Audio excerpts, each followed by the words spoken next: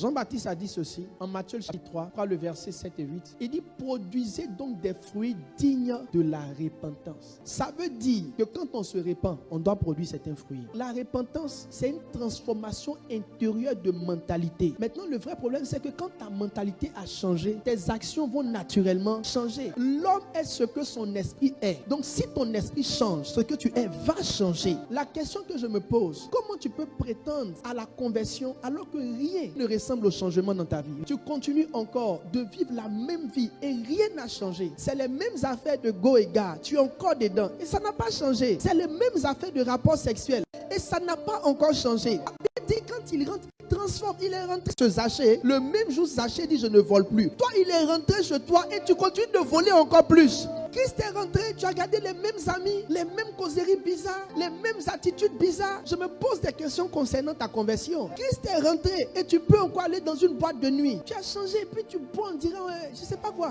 Les mêmes mini 45 cm, c'est les mêmes mini tu portes. Et tu veux nous raconter que, au fait, Dieu ne regarde pas l'extérieur, mais Dieu regarde à l'intérieur. Mais est-ce que tu sais que extérieur et puis intérieur, les deux sont une seule chose? C'est ce que tu es dedans, que tu manifestes dehors. Ceux qui t'ont connu avant, s'ils te voient aujourd'hui, ils sauront que tu es la même personne. La seule chose qui change, c'est que tu viens à l'église les dimanches. Mais ta vie en elle-même ressemble à ce que tu as toujours été. Alors je me pose la question franchement te concernant. Est-ce que ta conversion est vraie et réelle? Est-ce que tu n'es pas dans quelque chose de superficiel qui est en train de te séduire? Je me suis rendu compte que l'une des raisons qui fait que les gens ne changent pas réellement, c'est le manque de sincérité. Les gens aiment le monde. Lisons la Bible. La Bible dit ceci. Il dit, n'aimez point le monde, ni les choses qui sont dans le monde. Si quelqu'un aime le monde, l'amour du Père n'est point en lui. Quand Jésus a rencontré l'homme qui avait l'argent, il lui a dit, laisse tout. Il dit, ah, tout ça je laisse. Il dit, mais et l'argent? Il dit, non, l'argent ne peut pas laisser. Que je préfère te laisser que de laisser l'argent. Il y a toujours quelque chose dans ton cœur que tu n'arrives pas à laisser. Il y a des gens qu'on les délivre, il y a des démons qui ne laissent pas partir. Ils bloquent quelques démons parce qu'ils travaillent avec ce démon-là. L'une des raisons pour lesquelles les gens ne sortent pas du péché, c'est qu'ils sont remplis d'excuses. Tu sais, le péché qui ne te quitte pas là, c'est le péché pour lequel tu as déjà trouvé le verset qui justifie sa présence dans ta vie. Mais tant que tu penses comme ça, ce péché ne quittera pas ta vie. Tu es converti. C'est pas une bonne chose d'aller t'asseoir dans un restaurant. Tu sais que le gars, il veut de toi. Tu sais qu'il ne t'invite pas parce qu'il a l'argent. Il t'invite parce qu'il veut que tu manges son argent pour qu'il te mange. Pourquoi les gens quittent pas le péché? Parce que les gens ne veulent pas souffrir. Mes amis, la vie chrétienne ne vous promet pas des milliards. Séance tenante. Dieu bâtit la richesse. Dieu, c'est pas un féticheur.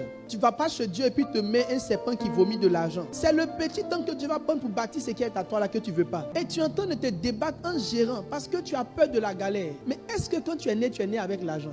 Les soucis du siècle là, c'est le niveau de vie que tu t'es donné.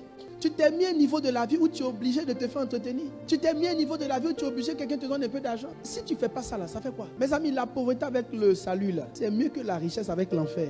Il dit que celui qui veuille me suivre porte sa croix.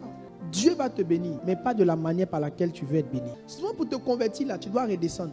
Tu dois accepter de descendre pour que Dieu te fasse monter. Parce que ton premier niveau là, c'est le niveau que le diable t'a donné. Dieu ne bâtit pas sur ce que Satan a bâti. La Bible dit, il a pris Jésus, l'a envoyé sur une montagne. Jésus était en hauteur. Mais cette hauteur là, c'est une hauteur démoniaque. De là-bas, tu es sur les royaumes. Mais c'est la montagne du diable. Il faut que tu descendes pour que Jésus te fasse remonter.